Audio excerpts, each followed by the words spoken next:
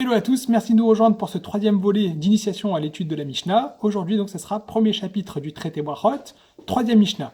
Aujourd'hui, dans notre Mishnah, pour la première fois, on va voir le débat entre l'école de Shammai et l'école d'Hillel, Beth Shammai et Beth Hillel, qui sont l'archétype du débat talmudique. On les met souvent comme exemple de la discussion talmudique, et on va aborder ça aujourd'hui dans notre Mishnah. La Mishnah d'aujourd'hui donc sera partagée en deux parties. La première partie, c'est justement le débat entre l'école de Shammai et l'école d'Hillel sur la forme, comment on doit lire le schéma. Et la deuxième partie, c'est une anecdote un peu intrigante qui vient illustrer justement ce débat. Et on pourra s'interroger sur la nécessité de cette anecdote et qu'est-ce qu'elle nous apporte. Comme d'habitude, pour le texte même de la Mishnah, pour pouvoir suivre dans les mots, vous trouverez ça dans la description, le lien vers Sefaria, comme ça vous pourrez lire dans les mots. Et on attaque directement la lecture de la Mishnah avec la traduction pour passer dans un second temps à l'explication et le développement. Bet Shammai Omrim, Baerev Kol Adam Yatu Veikreu, Uva Boker Yahamdu. Bet Shammai disent, le soir, toute personne devra se pencher pour lire, et le matin, chaque personne devra se lever. Chez Neymar, parce qu'on apprend ça du verset, le verset qu'on a cité dans la première et la seconde Mishnah, Uf shorbecha, uf kumecha, lorsque tu te coucheras et lorsque tu te lèveras. Ou Bet Hillel Omrim, l'école d'Hillel disent, Kol Adam Kore Kedarko. Chaque personne peut lire dans la manière où il se trouve. Chez Neymar, parce qu'il est écrit, Uvler Techa Baderer, lorsque tu marcheras dans ton chemin. Imken, si c'est ainsi. Lama Neymar Uf shorbecha uf kumecha. Pourquoi le verset nous dit justement, lorsque tu te couches et lorsque tu te lèves? Besha, chez Bnei Adam. Shorvim ou Besha'a chez Bnei Adam Omdim. Ça vient nous dire au moment où les hommes se couchent et au moment où les hommes se lèvent. Ah, ma Rabbi Tarfon nous dit Ani Haïti Baba Derer. Je me trouvais justement dans le chemin. Viteti likrot qui livrait Bet Shammai. Et je me suis penché pour pouvoir lire comme l'avis de l'école de Shammai.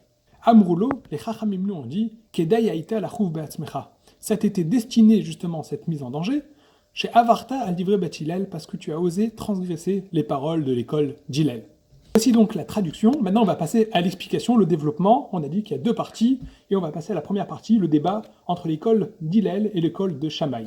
Comme on l'a dit en introduction, Hillel et Shammai sont connus pour débattre sur énormément de sujets de la Torah. C'est même l'archétype du débat, comme c'est écrit dans les Maximes des Pères, Pirkei Avot, Ezeu Machlokachi Leshem Shamaim.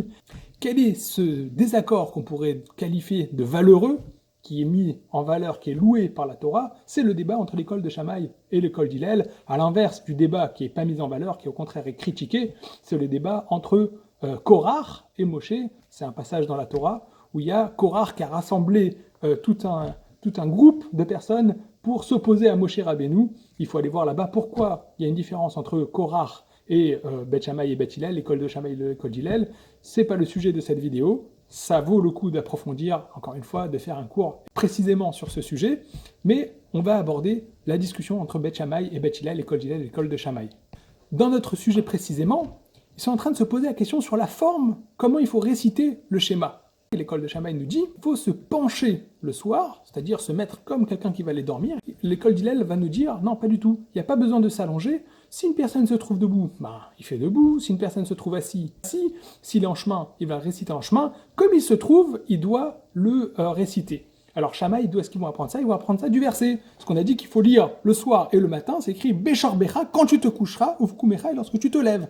Donc ils prennent le texte au mot, Ufshor Becha, quand tu te couches, il faut se coucher pour pouvoir réciter le schéma. L'école d'Hillel nous disent, non, pas du tout. C'est écrit dans le même verset, Ouvler Techa Baderer, lorsque tu te trouves en chemin. C'est vrai que c'est écrit lorsque tu te couches, lorsque tu te lèves, mais c'est écrit lorsque tu te trouveras en chemin. Ouvler Techa Baderer. Donc ça veut dire, de la manière où on se trouve, que ce soit debout, allongé, assis, au moment où c'est le moment où il faut réciter le schéma, de la même manière, on le lira. Il n'y a pas besoin de se mettre dans une pause particulière pour lire le schéma. Mais Bet Shammai, ils vont nous expliquer la nécessité du verset à nous dire Ufshar Becha Uf Kumecha lorsque tu te couches et lorsque tu te lèves, et expliquer donc pourquoi ils ne sont pas d'accord avec Shammai. Pourquoi? Parce que c'est-à-dire Beshar Becha Uf Kumecha lorsque tu te couches, lorsque tu te lèves, c'est au moment où les hommes se couchent et au moment où les hommes se lèvent. C'est pas lorsque tu te couches, l'individu précisément, lorsqu'il se couche, c'est-à-dire qu'il doit se mettre en position de se coucher, c'est au moment où les gens ont l'habitude de se coucher et au moment où les gens ont l'habitude de se lever. Mais comment il faut le réciter? Uvlertecha Baderer, de la manière où on se trouve. Alors, des deux avis de l'école de Shammai et de l'école d'Hillel, on peut se poser la question lequel des deux a raison. Pour répondre à cette question, pour départager l'école d'Hillel et l'école de Shammai, il va falloir jeter un œil à un passage de Talmud très célèbre qui se trouve dans le traité Hérouvine, page 13b, où là-bas on nous rapporte que pendant 3 ans, l'école d'Hillel et l'école de Shammai ont débattu sur un certain sujet. L'une disait c'est nous qui avons raison, l'autre disait c'est nous qui avons raison, et ils ont débattu comme ça pendant 3 ans. Il y a une voix céleste qui est sortie au bout de 3 ans, qui a dit « Lou, vaelou, divrei Elohim chaim ». Les paroles des uns et les paroles des autres, ce sont des paroles de Dieu vivant. Mais la halakha, elle est comme Beth Hillel, comme l'école de Hillel. Qu'est-ce que ça veut dire que les paroles des uns et les paroles des autres sont la parole divine? Comment c'est possible? Ils disent exactement le contraire, ils s'opposent, ils disent pas du tout la même chose. Comment c'est possible que les deux soient pris en compte? C'est-à-dire que là, on n'est pas en train de nous dire qui a raison. Le fait de trancher la halakha, c'est pas de donner raison à l'un ou à l'autre. En réalité, les deux sont des paroles de Torah. Si on veut comprendre la Torah, il va falloir comprendre les deux paroles, les deux avis, et celui d'Hillel et celui de Shammai. Maintenant, il faut trancher la halakha. Trancher la halakha, c'est pour qu'il y ait une marche à suivre, pour qu'on puisse suivre une parole de Torah, pour qu'on fasse pas des choses, une chose et son contraire. Ça, c'est trancher la halakha. Mais en termes de qui a raison, il n'y a pas quelqu'un qui a raison. Les deux sont paroles de Torah. Et ça, c'est un message pour chaque étude de Torah qu'on fait. Chaque étude de Torah, chacun peut trouver son compte. Chacun, il a une part dans la Torah. Chacun, il peut exprimer son avis. Chacun, il peut exprimer, bien sûr, il faut que ce soit construit avec des arguments, avec les clés et les outils qu'on a reçus de nos maîtres pour étudier. Mais chacun peut s'exprimer à l'intérieur de la Torah. Alors, est-ce que la halakha, elle est comme lui, elle n'est pas comme lui? Là n'est pas le sujet. En tout cas, c'est pris en compte comme étant une part entière de la Torah. C'est ça ce que ce message vient nous dire dans le traité Hérouvine. Les paroles des uns et les paroles des autres sont les paroles de Dieu vivant. C'est-à-dire, ça fait partie de l'étude de la Torah. Maintenant, c'est vrai qu'il y a des règles, comment on tranche la halakha, mais trancher la halakha ne veut pas dire il a raison ou il n'a pas raison. Trancher la halakha, c'est donner une ligne directrice, une marche à suivre que les chachamim nous ont fixée avec des règles, comment trancher la halakha. À ce propos, je me permets une petite digression et raconter une petite anecdote d'un grand maître qui est appelé le Briske Rouv, le Rav de Brisk, qui était un très grand Rosh Yeshiva, un grand maître de l'enseignement talmudique. Il est connu pour la profondeur de ses analyses, il allait jusqu'au bout, on l'appelle Oker Harim, il déracinait les montagnes dans son étude. Une fois, il avait besoin de trancher une halakha, il est parti voir un grand maître, un décisionnaire, il lui a demandé « Est-ce que tu peux me trancher la halakha dans tel sujet ?» Et le grand maître il était surpris, comment une grande sommité comme ça lui demande à lui? Il aurait pu trancher la halakha lui-même.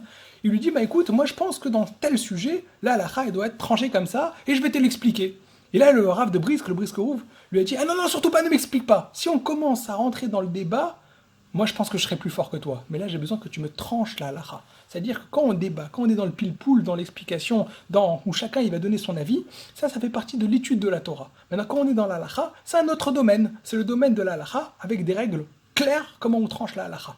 Alors on peut se demander pourquoi la halakha a été tranchée comme l'école d'Hillel. Pourquoi l'école d'Hillel a reçu la main à propos de la halakha? Et nos sages, dans le traité Hérouvine, nous donnent plusieurs critères qui nous expliquent pourquoi la halakha a été tranchée comme l'école d'Hillel. Bon, déjà, techniquement parlant, il y avait plus de membres dans l'école d'Hillel que de membres dans l'école de Shammai. Donc ça fait qu'en personne, ils étaient plus nombreux que l'école de Shammai. On sait bien que normalement, on tranche la halakha selon les plus nombreux. Ensuite, il y a une deuxième raison qui est évoquée, c'est-à-dire, comme on l'a vu dans notre Mishnah, il laissait la parole en premier à l'école de Shammai. C'est-à-dire qu'il laissait la parole en premier. La nécessité de rapporter des anecdotes, c'est 2 raisons. D'abord, ça nous permet de préciser certains détails qui ne sont pas dits explicitement dans l'enseignement, dans le débat entre les deux avis. Donc le fait de raconter des anecdotes, ça nous précise des illustrations pratiques de comment c'est réalisé l'avis de l'un ou l'avis de l'autre. Deuxième raison, et ça c'est pris en compte dans la halakha, c'est que les anecdotes en général penchent comme un des 2 avis qui sont cités dans la Mishnah. Et ça c'est très important parce que bien qu'on a des règles claires, comment on tranche la halakha dans tel sujet, selon quand il y a telle personne qui débat avec telle personne, on a des règles, mais des fois les anecdotes viennent chambouler ces règles et on va trancher comme l'anecdote, parce que l'anecdote c'est la mise en pratique, et donc on voit que cet avis a été pris en compte dans la mise en pratique, et on tranche la halakha comme, de manière générale, comme cette anecdote. C'est pour ça que c'est important les anecdotes. Alors on va voir dans ce cas pratique, dans ce cas de notre Mishnah, pourquoi on avait besoin de l'anecdote et qu'est-ce que ça vient nous rapporter. Il leur a laissé les premiers à s'exprimer.